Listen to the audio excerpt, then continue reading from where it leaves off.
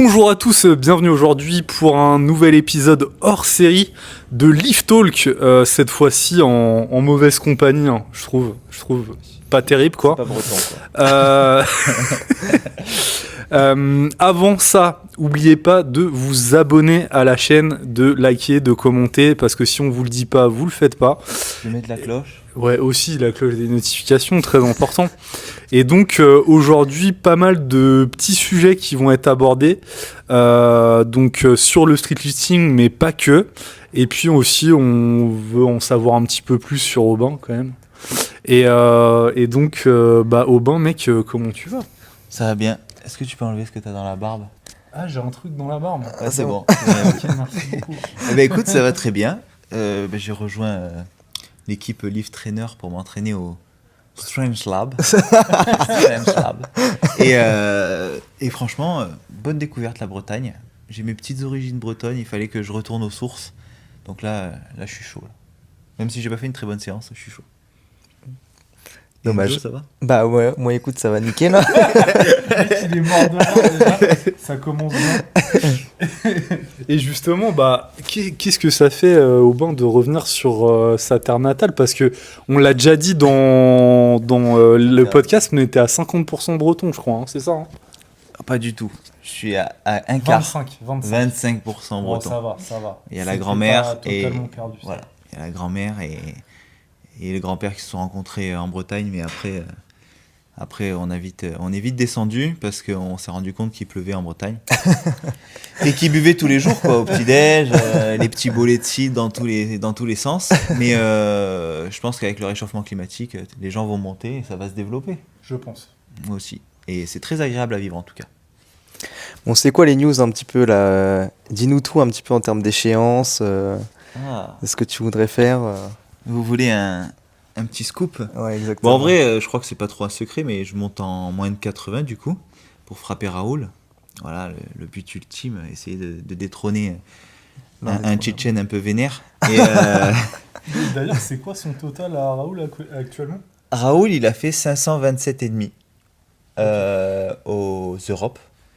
Et toi, t'as fait combien? 526,75. Alors, c'est très précis, mais on a 750 grammes d'écart, quoi. Donc, Ok. on est...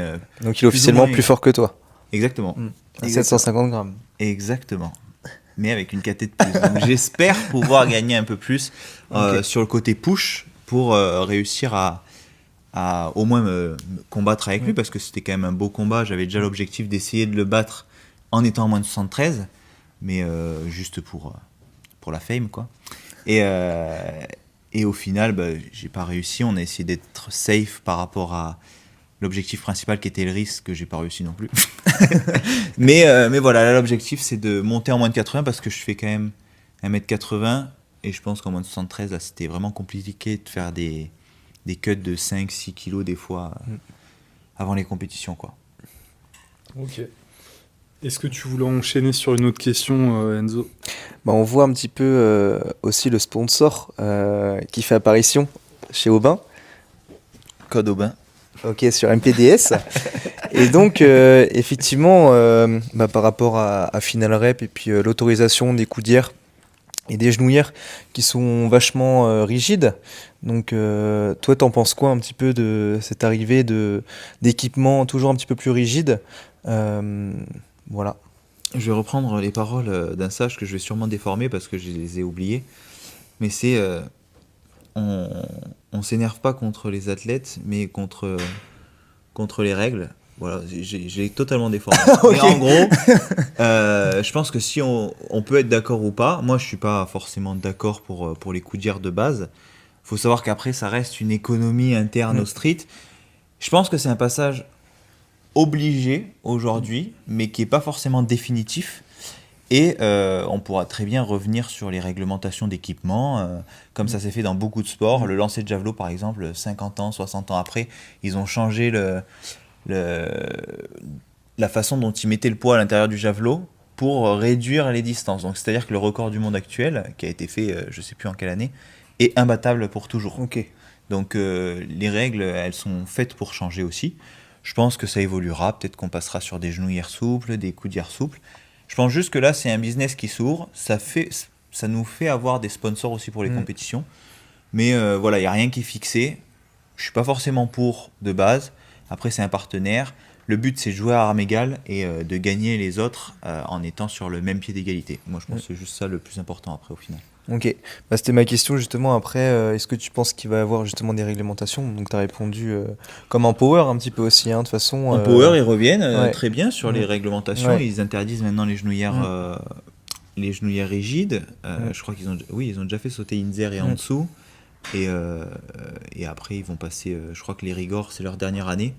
Et après, ils vont rester que sur du souple. Hein, donc, dans tous les cas, eux, leur but, c'est d'être le plus raw possible, même s'ils sont équipés.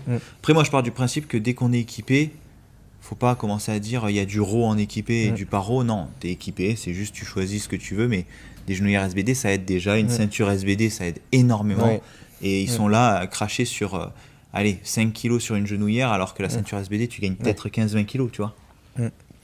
Et justement, tu parles d'euros et tout ça, est-ce que tu penses qu'à terme aussi, ça serait une bonne chose, qu'il y ait un petit peu une dissociation entre le fait que les gens soient équipés en dips et en squat, ou tu penses que ce serait bien de garder justement cette même catégorie et pas faire forcément un row et équipé? Dans un monde parfait, oui, ça pourrait être bien. Après, faut trouver un système qui permet, par exemple, Tatakai, eux peuvent réussir à générer de l'argent sans avoir d'équipement, vu que c'est une marque de vêtements. Mais du coup, ça restreindrait un petit peu le champ des possibles sur comment faire de l'argent dans le streetlifting. Une marque d'équipement, comme dans tous les sports, ça reste quelque chose qui va ramener de l'argent. Nike ou Adidas, etc., ils sont dans tous les sports, hein, quasiment, les plus connus en tout cas. Ils font des crampons plus performants, des ballons plus performants en foot. Ils ont des pointes au bout des chaussures de sprint et ils courent sur du tartan. On va pas me dire que c'est comme courir pieds nus sur du béton. Donc tous les sports sont optimisés. Certains beaucoup moins. La natation, par exemple, ils ont enlevé tout ce qui était côté optimisation. Mais la quasi-totalité des sports sont optimisés. Les marathons, ils avaient des chaussures avec des plaques de carbone qui sont en train de supprimer. Mais encore une fois, voilà, ils arrivent à remodeler quand même les règles au fur et à mesure. Et il n'y a rien qui est définitif dans tous les cas. Ok. Et du coup, dernière petite question par rapport aux équipements aussi. On voit du coup avec cette apparition des coudières, je trouve qu'il y a une population de personnes qui s'équipent de plus en plus tôt. Et toi, tu penses quoi? En plus, tu as un regard de coach, donc justement des gens qui s'équipent vachement tôt. Alors ça, oui, ça par contre, je suis plutôt contre les gens qui vont avoir des RM à 50 pour passer un 60 ou un 70. S'équiper, mettre des coudières, je suis pas forcément pour. Ok. Je pense que faut aussi laisser le temps. Nous, on a eu des coudières avec au bout de 10 ans d'entraînement pour certains. Et là, quand je vois des mecs sur TikTok qui ont 70 kilos avec les coudières en PR, je trouve ça un peu dommage parce qu'il n'y a même pas d'enjeu de performance en compétition.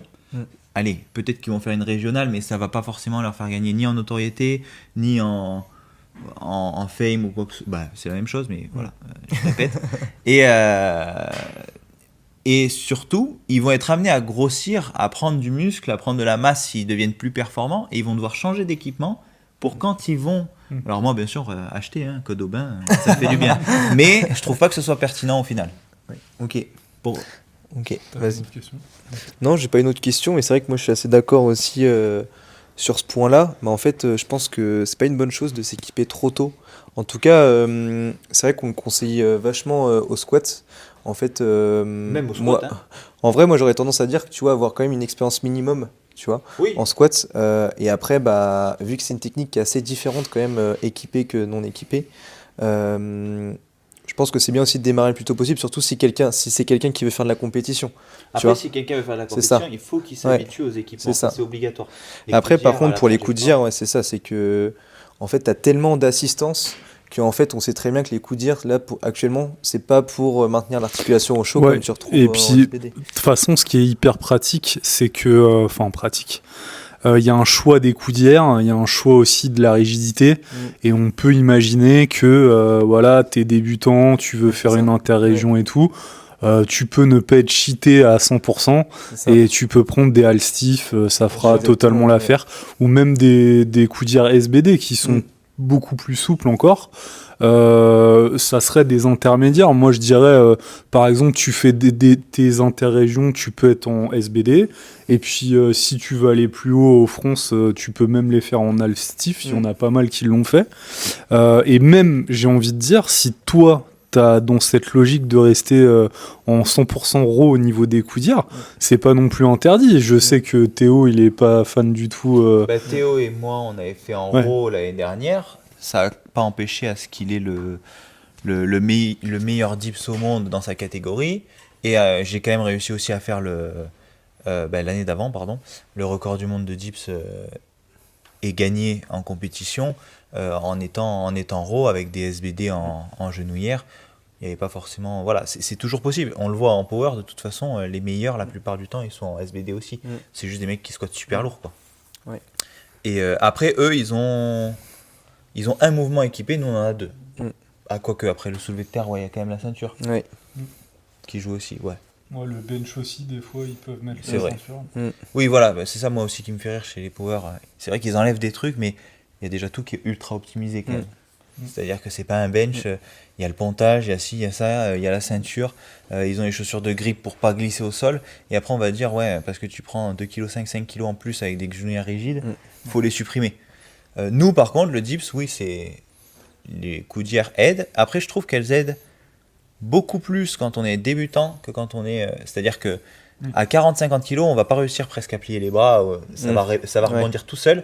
C'est-à-dire qu'il n'y a presque aucun effort qui est produit au niveau de l'extension de coude pour des débutants, alors que quand on est vraiment à haut niveau, je trouve qu'elles aident beaucoup moins en termes de pourcentage. C'est-à-dire qu'un mec qui va dipser 50, moi j'ai eu un client qui a pris des coudières, qui est passé de 75-80 à 100.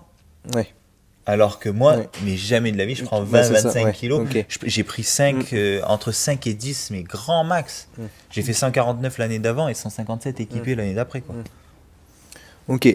En vrai, si les gens doivent retenir un truc, je pense, c'est construire un maximum de base solide. C'est ça, après, prenez votre temps. Et puis aussi, tu vois, c'est comme quand tu arrives dans un nouveau environnement et que tu veux tout découvrir d'un coup. Laisse-toi le temps. T'as tout le temps et puis tu construis. Et puis c'est pas ça qui fera la diff en réalité sur des compètes inter. Il y a juste à être fort en fait. Enfin, les équipements, forcément, c'est un plus et ça aide aussi.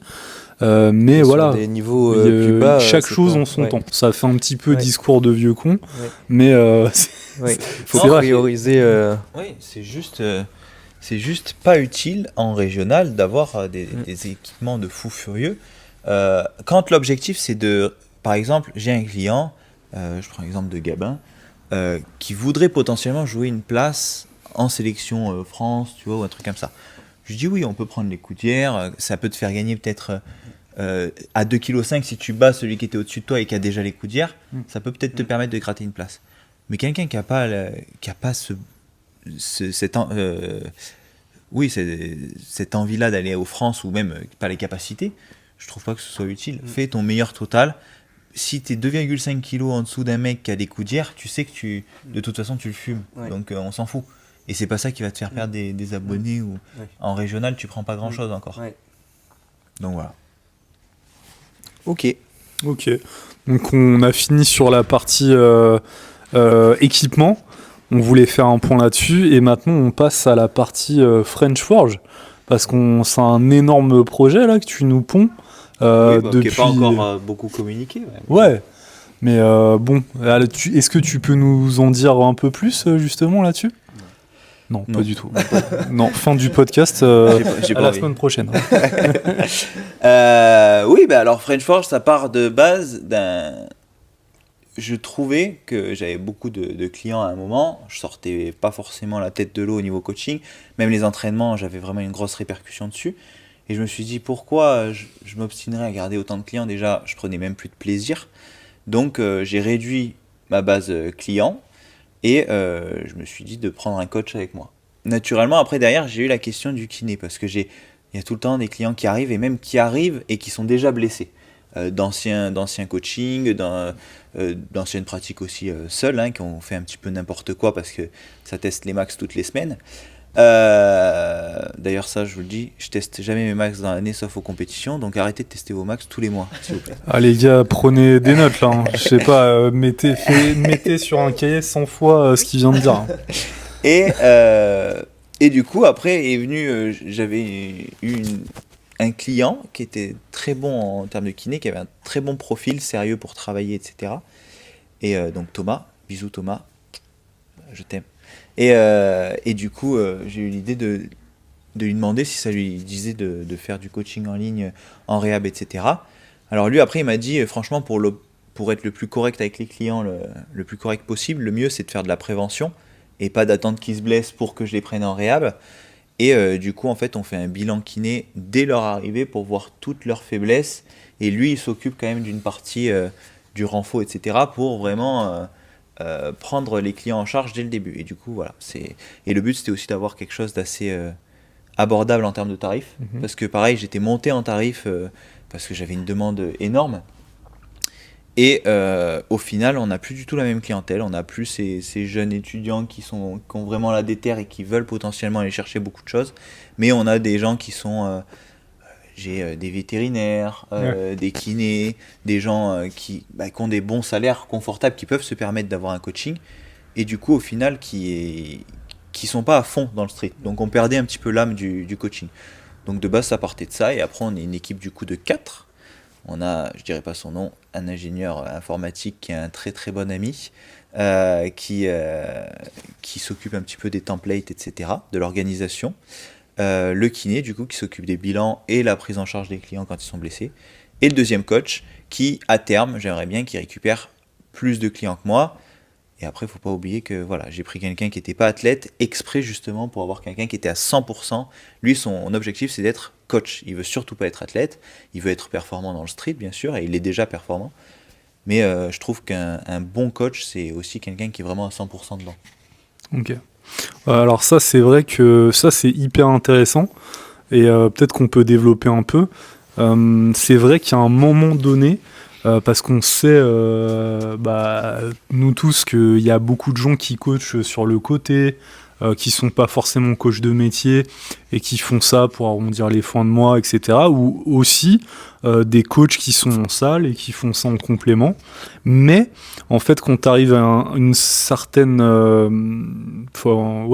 moment, tu dois faire le choix. En fait, il y a un choix qui s'impose. Et on va dire, il faut soit persister dans le côté athlète parce que ça prend énormément de temps, énormément d'énergie, et donc tout ce temps-là, tu ne vas pas pouvoir l'investir dans le coaching et surtout le développement de ton entreprise, ou à l'inverse, mettre plutôt de côté la partie athlète et donc focus un peu plus le business.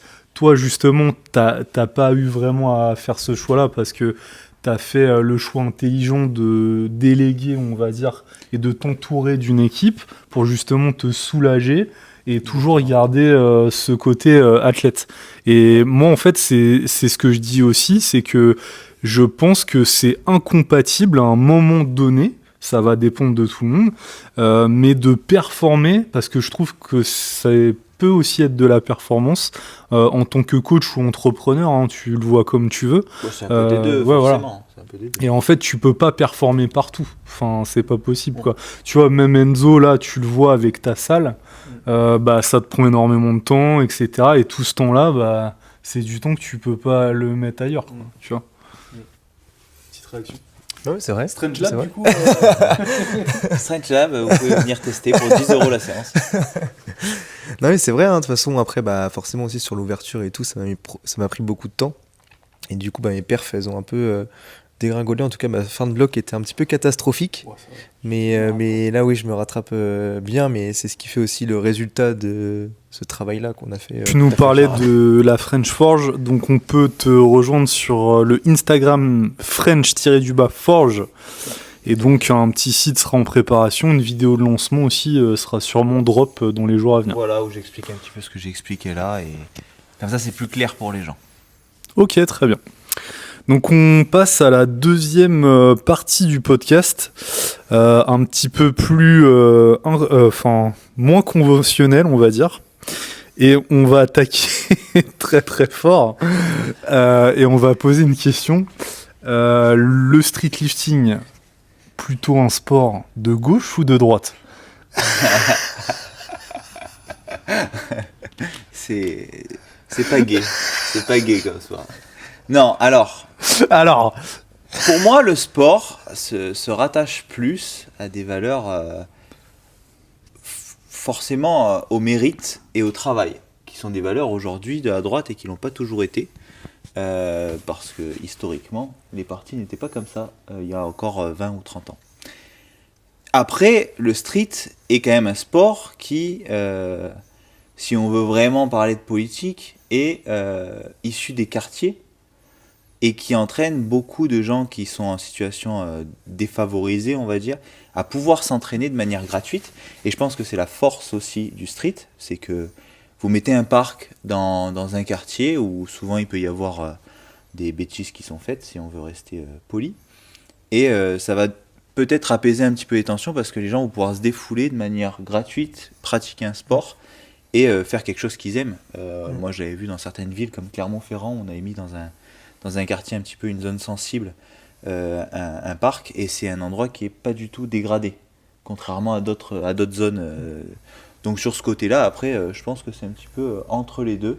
Le sport, pour moi, en général, c'est un petit peu plus côté méritocratie, très grosse valeur du travail, et en même temps, le street lifting, workout, il a quand même des valeurs qui sont socialistes, si on peut dire ça.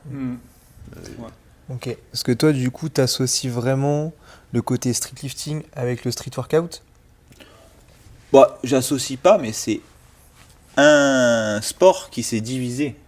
C'est-à-dire que on vient tous, en tout cas pas tous aujourd'hui, parce que maintenant les gens commencent directement le street lifting, mais tous ceux que vous voyez en tout cas le plus sur les réseaux, la quasi-totalité sont passés par du street workout. En tout cas, ce qu'on appelait street workout à l'époque, c'était le set and rep. Après, il y a eu le freestyle qui est né. De base, c'était un petit peu un mix. Si vous connaissiez les vrais anciens, c'était les Lazar Novovic. C'est comme ça qu'ils s'appellent. Hein, oui. Et Franck Medrano, donc c'était des archeries pull-up, c'était des dingueries à l'époque. Et après, c'est passé côté freestyle, côté set and rep. Et battle, ouais. Parce que set and rep, au départ, il n'y avait même pas de battle. Hein, c'était que des max rep. Et après, il y a eu le street lifting qui est venu en dernier. Je dirais, oui, 2020, première compète. Après, il y avait déjà l'Ukraine qui faisait depuis 2 ans des compétitions, mais c'était max handstand push-up. En même temps, tu avais dips et traction en street lifting, max MU à 20 kg. Donc, je l'avais fait moi en 2020, mais c'était pas vraiment les formats 4 mouvements, quoi. Ouais, t'avais les All Bars aussi qui avaient fait, eux, les premières compétitions en France. Sur ces formats-là, max rep avec un poids donné. Exactement. Ouais. Même des circuits où il fallait faire le plus petit temps. D'ailleurs, Oubaki avait fait un temps phénoménal sur un truc avec des goblet squats, des MU lestés, etc. Ça te manque les pistoles ou les goblet squats? Pas forcément, mais franchement, c'était une bonne époque et il y avait des entraînements qui étaient plus diversifiés. On était beaucoup plus libre dans la pratique. Après, par contre, ça faisait pas du coup une élite vraiment où on était sûr que les gens sont plus forts ou non. Le gros point fort du street lifting, qui peut être un point faible pour certains, c'est que c'est quantifiable, mesurable et qu'on sait en général à quoi se tenir, qui va se battre contre qui, contrairement à une battle où avec tout une est erreur, possible. Tout est possible. Et j'ai une question qui va, je pense, t'inquiète. Tu vas réussir à suivre. On sait que, genre, justement, tes origines sont un petit peu plus du set and rep. Justement, comment t'as vu l'évolution, en fait, parce que t'es un ancien maintenant. Alors, je suis un ancien, mais j'ai jamais été exceptionnel en set and rep. J'ai jamais performé, en tout cas, dans des compétitions, parce que j'en ai jamais fait. J'avais fait que du max rep, où là, oui, je pouvais me défendre, mais après, bon, c'était relatif à l'époque aussi, hein. À l'époque où j'en faisais, il n'y avait personne. Non, mais c'est la vérité. Hein.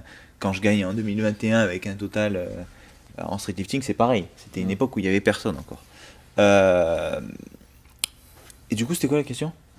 C'était comment tu as vu cette évolution en fait, l'évolution franchement, je m'en rappelle pas énormément parce que c'est vrai qu'il y a eu les All Bars que j'avais oublié.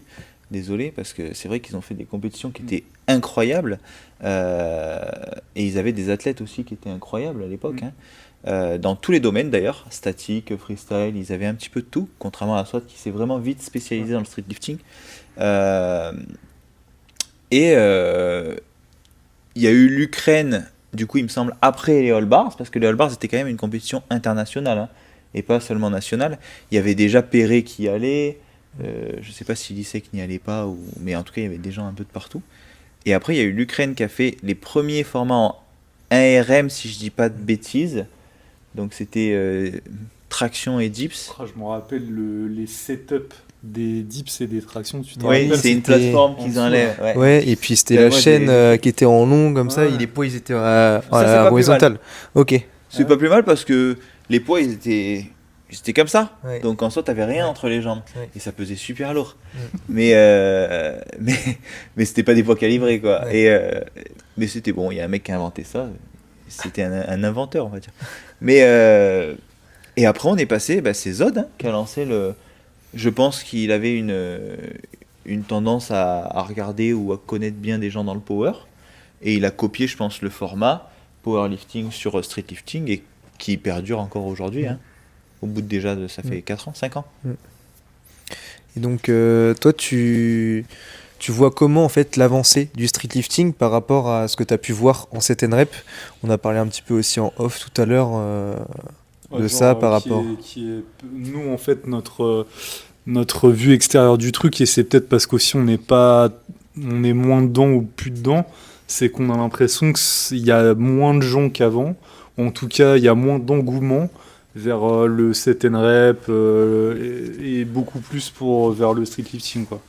Alors oui, je pense qu'il y a une période où, je me rappelle de l'époque d'Eric Ortiz, Daniel Lézanne, etc. Si vous suiviez un petit peu le freestyle, moi j'ai suivi vraiment tout, ça fait 1000 ans. Hein.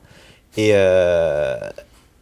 c'était une période où ils avaient des cash price à Dubaï à 10 000 balles Ah ouais? en freestyle. Ah ouais? Ouais, c'était incroyable. Et c'était en genre au bout d'une presqu'île, il y avait la mer des deux côtés. Ils avaient fait un championnat du monde qui était magnifique. Mais c'était incroyable. Je pense que ça s'est essoufflé parce que on pourra dire ce qu'on veut, le freestyle dans l'imaginaire collectif restera toujours un petit peu dans l'ombre de la gymnastique. On peut dire que oui, les pélicans c'est plus dur qu'une figure ou qu'ils en ont pas en gymnastique, mais la gymnastique elle s'est imposée depuis plus de 100 ans dans l'esprit et l'imaginaire collectif, et les figures sont quasi les mêmes. Il y a de la maltaise, alors oui c'est sur anneau, il y a de la planche, il y a de tout ce qui existe en freestyle existait déjà. Là où le street lifting a pris des nouveaux mouvements, sauf pour le squat, mais c'était plus pour une question d'équilibre je pense, qui n'ont jamais été faits en force, et c'est pour ça aussi je pense que ça s'est développé. Après il ne faut pas non plus se reposer sur nos lauriers, je pense qu'il va falloir développer de nouvelles choses, jouer peut-être sur la communication, pas mettre des championnats d'Europe ou du monde à 8 heures de vol, 3 heures de voiture pour tout le monde, parce que c'était infaisable. Ah, c'était l'enfer l'année dernière, l'enfer. Et ça décourage les spectateurs, Ah ouais, surtout, ouais, parce que y les avait athlètes personne. vont y aller. Il y avait Voilà. personne. Les athlètes vont y aller, mais les spectateurs... Après, c'était les Europes, c'était pas les mondes non plus. Ouais. Donc ça change aussi peut-être quelque chose. Et le 7N Rep, je pense que c'est une histoire, c'est ce que je disais tout à l'heure, aussi de catégorie. Il n'y a pas de catégorie, donc il y a très peu d'athlètes très bons en 7N Rep. C'est-à-dire que si vous faites le tour, vous avez Flo, Alexis en France. Oui, je vais en oublier, il y a sûrement Krillin, etc. Mais moi, je parle au niveau mondial. Donc il y a Flo, Alexis, Reim, J'aime, si on le dit en français, Ravi, Christian, Sergio Di Pasquale, sûrement 3 autres pélos, et après c'est fini. Et on voit toujours les mêmes têtes en compétition, et parce que vu qu'il n'y a qu'une catégorie, vous allez voir ces 10 mecs à chaque compétition internationale. Et il n'y aura personne d'autre. Donc déjà, ça peut décourager aussi les gens, je pense. Et là où en street lifting, entre les régionales, les open, les interrégionales, les Europes et les mondes, vous avez peut-être en 2 ans, du coup, vu que c'est tous les 2 ans, je pense 500 athlètes qui concourent, quoi, voire plus. Donc je pense que c'est la force aussi aujourd'hui, c'est que la facilité de pratique pour les compétitions pour les gens. Et est-ce que tu penses justement, parce que là t'en parlais T'en parlais un peu, est-ce que justement tu penses que le streetlifting il va rester dans l'état, enfin dans ce mode de fonctionnement, où il va encore muter vers peut-être des formats encore peut-être différents, un fonctionnement différent? Je pense que le format RM il durera, c'est sûr. Je dis pas que les compétitions ressembleront toujours à ça. Le nombre d'essais, le temps, les 8 heures de compétition par jour ou 10 heures. Je pense qu'il y aura plein de choses qui vont changer, mais il y aura toujours du 1RM. Alors, dans quel mouvement, quelle forme ou quoi que ce soit. Est-ce qu'il n'y aura pas des battles de streetlifting, etc. en mode Strange War où ils étaient en avance un petit peu sur leur temps? Je sais pas, mais je pense qu'il y aura toujours, même le CrossFit fait du 1RM. Ils ont toujours l'épaulé jeté, par exemple. L'épaulé, pardon, pas l'épaulé jeté. Je crois qu'ils font pas le jeté. Ou si, des fois, ils le font. Bon, voilà, c'est un débat qui sert à rien. Mais voilà, je pense que le 1RM, ça reste quand même la chose la plus impressionnante et la plus... Faut pas l'oublier, aujourd'hui, il y a les réseaux, même si on vit en forêt. C'est la chose la plus instagrammable et la plus tiktokable de la Terre. C'est clair. Mais ça, d'ailleurs, je le vois et je l'ai souvent dit que je trouve que c'est un sport, le streetlifting, qui est beaucoup plus visuel que même le powerlifting. Ah bah oui. Enfin, déjà, largement. Hein. Que ce soit sur les mouvements ou même que ce soit en tant qu'athlète. Ouais. Tu vois aussi. Ouais. En fait, les physiques de streetlifters sont plus esthétiques. Bah, je suis désolé, mais j'ai regardé un petit peu Sheffield. Quand tu vois le podium des meufs, quand tu vois qu'il y a une meuf qui est 3e, tu vois, qui fait pas en très bonne santé, je trouve aussi que ça encourage pas forcément. Justement, c'est bien qu'il y a des gens qui peuvent pratiquer la discipline en ayant des états de santé qui sont pas forcément sains, dans la norme, sains, dans la norme, on va dire. Et donc, en streetlifting, ce que tu retrouves pas, c'est justement, faut que tout le poids que tu as sur toi, faut que tu puisses l'utiliser pour pouvoir te soulever, en fait. Et tu peux pas avoir quelque chose en trop, que ça soit de la graisse ou des choses que tu peux puis pas... c'est enfin, je trouve que les physiques sont impressionnants, les perfs aussi. Ouais. Il y a aussi un petit peu le mood du streetlifting qui est voilà, streetlifting, voilà, street. Enfin, je trouve c'est stylé quoi. C'est beaucoup moins conventionnel que le power. Ça fait beaucoup moins vieillot, beaucoup plus moderne. Enfin après nous on n'est pas objectif forcément, mais bon. Je pense que c'est une vision quand même objective, moi. Je dis ça fait moins vieillot, en même temps ça a 4 ans. On peut pas. C'est normal, ça plaît beaucoup aux jeunes. Le power plaît beaucoup aux jeunes aussi. On va pas cracher sur la chose. Mais ce qui fait aussi l'essence du streetlifting, c'est que tout le monde peut faire du powerlifting, mais pas tout le monde peut faire du streetlifting. Et c'est un sport. C'est comme l'haltérophilie. Qui est pour moi encore plus dur que le streetlifting. Mais si on devait faire des critères de sélection, si vous aviez une pyramide, ce serait l'haltérophilie, streetlifting et le powerlifting. En termes de mobilité, les facteurs d'explosivité qui sont obligatoires si vous voulez avoir un muscle-up, les poids lourds qui sont directement disqualifiés, pas en haltérophilie mais en streetlifting, ça c'est sûr. Donc c'est aussi pour ça que ça fait stylé, c'est que pas tout le monde peut le faire. Ouais, c'est un sport qui est assez élitiste et ça justement on l'a souvent dit sur le podcast, c'est souvent des discussions en off qu'on a et justement ce qui est bien avec les championnats régionaux qu'on a mis en place cette année dans Grand Ouest, c'est que les muscle-up étaient pas obligatoires pour les hommes et les femmes et ça permet aux gens de rentrer dans la discipline et de se déterre pour pouvoir les passer justement, par la suite, tu vois, ça leur donne envie. D'ailleurs, petite précision, parce qu'il y a eu des incompréhensions par rapport à ça aussi, c'est que vous avez la possibilité de participer sans muscle up, mais vous ne serez pas classé officiellement. C'est ça, faut le garder en tête. Voilà, c'était juste la petite précision que je voulais apporter. Et justement, alors moi j'ai une question. C'est quoi un petit peu justement pour être streetlifter aujourd'hui? Pour toi, c'est quoi les qualités, on va dire, requises? Je pense déjà il y a toutes les qualités d'un sportif de base.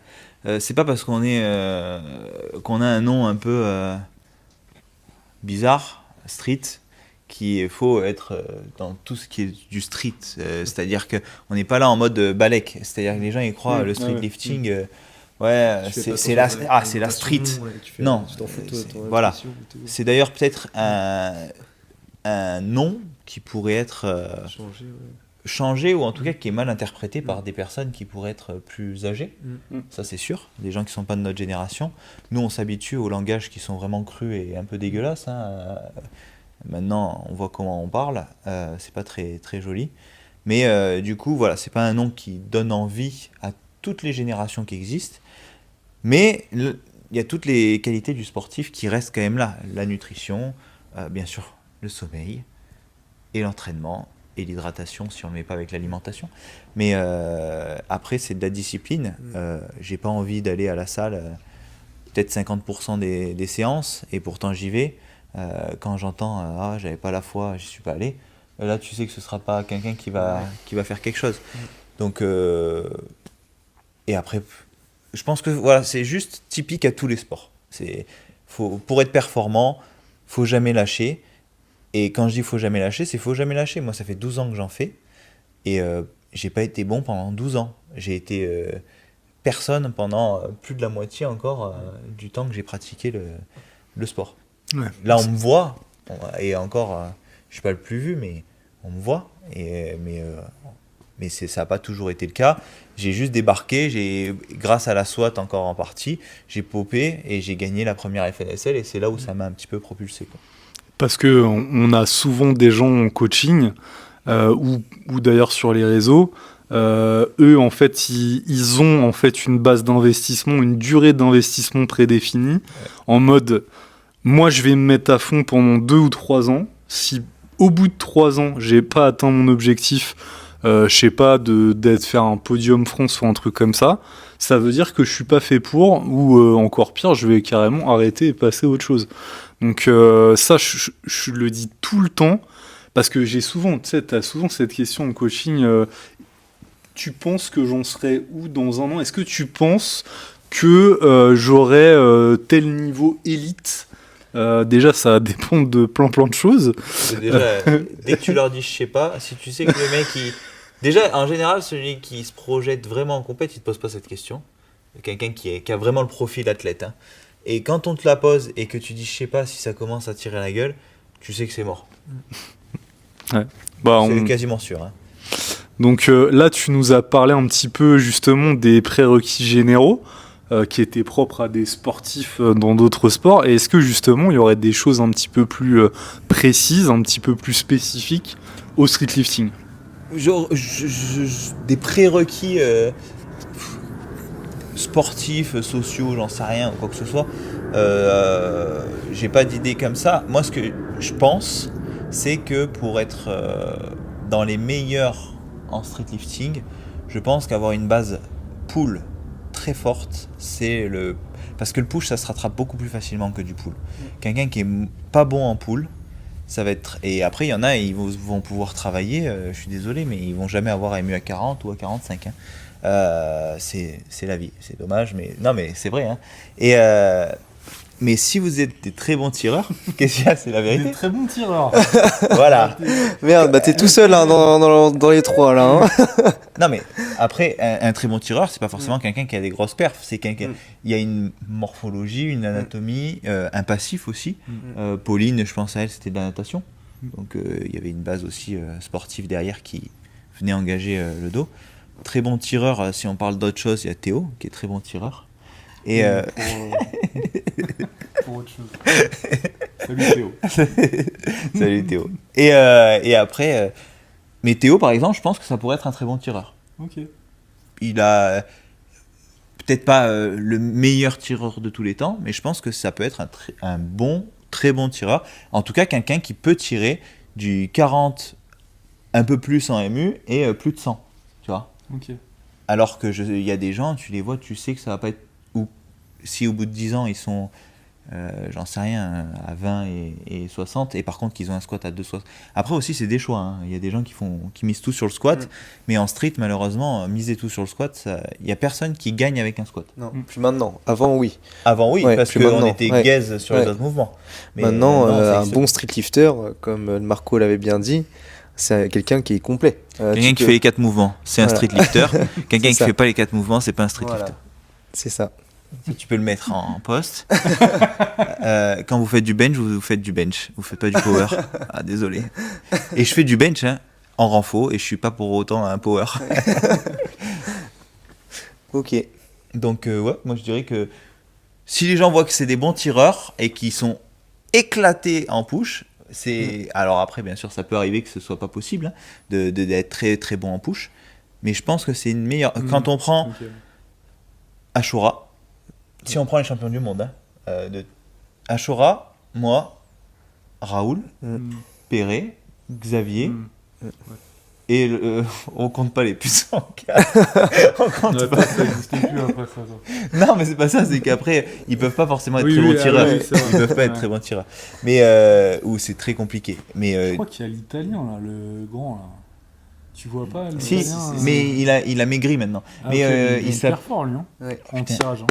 Son nom. Je sais plus c'est Bah, quoi si. son nom. Mais si, mais moi en plus je l'ai. Il est très grand, il est très long. Ouais. Il est super grand, il était en moins Il a de fait moins de 2 ou 100K. 3e, premier, non En fait, il a maigri, donc il a perdu énormément au squat parce qu'il Ouais. avait un très gros squat, Ouais. équivalent à Xavier, donc il était proche des 300.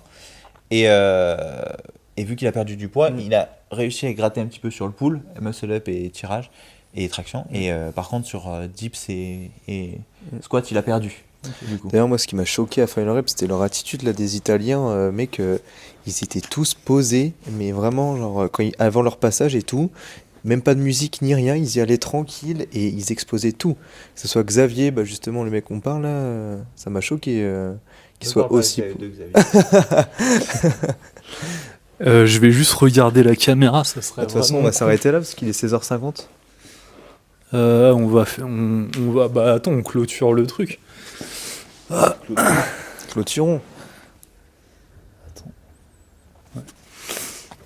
Ouais, donc Xavier, il est mort en 2025 ou pas? Avec le changement de catégorie, ça va être dur de Quand on recontextualise, on parle d'Uris. Oui, Xavier, le meilleur athlète du monde. De toute façon, on peut rien dire. Ouais. Et tous ceux qui disent ouais, Xavier, il gagne grâce à un squat. Il gagne grâce à un squat, mais aussi grâce à un MU à presque 45, Ouais. à une traction à 108 et à un dips à 165. Et un PDC donc, à combien? Rappelons-nous quand même, il est en moins de Et 80. c'est à moins de 94 Ouais. qui fait 91 kilos. Ouais. Donc, s'il vous plaît, respectez. Ouais. Ok. Donc ça, c'est l'objectif ultime, ça.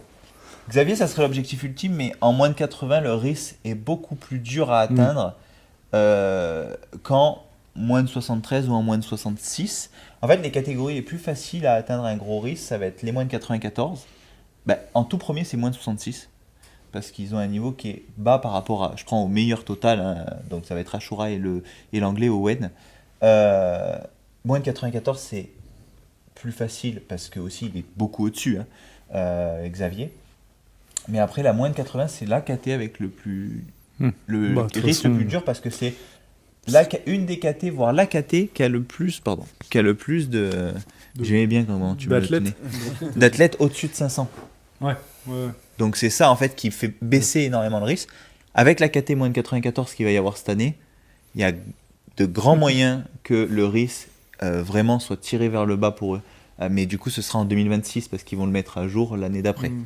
Mais vu qu'ils ont une Et très les très femmes grosse... aussi, c'est beaucoup plus facile d'avoir des gros risques chez Oui, les femmes. parce que chez les femmes, le niveau est en retard par rapport aux hommes, c'est-à-dire que ça s'est développé un peu plus tard, même si on voit un niveau exploser chez les femmes, et maintenant ça devient vraiment très sympa à regarder. Ouais. Où là, avant, il y avait 2 personnes des fois par KT en France, où c'était un petit peu plus ennuyeux. Mais maintenant, très grosse perf, qui se compare à des régionales ou hommes, et qui sont très très fortes. Et sur les dips et tout, je trouve ça impressionnant. Je pense que sur le pool, elles vont vraiment pouvoir aller chercher beaucoup plus. Ouais. Les 60, 65 en traction, je suis sûr que c'est faisable. Bah, même les dips, hein. Tu regardes. Oui, dips, mais c'est sûr. Mais, Bah ouais, il y en a qui vont taper des 100, je pense. Hein. Je pense dans quelques Ouais. années, Ouais. Ouais. ça sera peut-être je pense qu'après, il y aura un écart qui va se Mm. resserrer parce qu'en fait, elles sont arrivées un peu plus tard dans le sport. Ouais. Et du coup, c'est pour ça que le risque est plus facile à Mm. atteindre. C'est-à-dire que s'il y en a une qui a commencé en même temps que les hommes, on va dire, bah forcément, elle a un peu d'avance. Et là où on pouvait faire des très gros risques, si ça existait en 2021 par exemple, ou en 2022, bah, maintenant c'est beaucoup moins facile chez les hommes. Ok. Eh ben, écoutez, c'était une magnifique discussion, tout ça. Ouais. On va conclure là-dessus. Donc, Si on veut te rejoindre sur Insta, c'est aubin.cd, c'est ça? C'est ça, vous pouvez me rejoindre sur Ok. Instagram. Et pareil sur YouTube, je crois, c'est la même chose? Oui. Ok. Aubin CD. Ok, super. Vous pouvez nous rejoindre donc sur le Instagram Live Trainer Global, Saiyan Végétal, aussi Vegeta.le. Exactement. Et le Strange Lab aussi, bien sûr, donc le magnifique décor de ce podcast hors série encore. Donc si vous avez aimé le podcast, je vous le redis, vous likez, vous vous abonnez, La petite cloche. voilà, vous mettez en commentaire quoi d'ailleurs.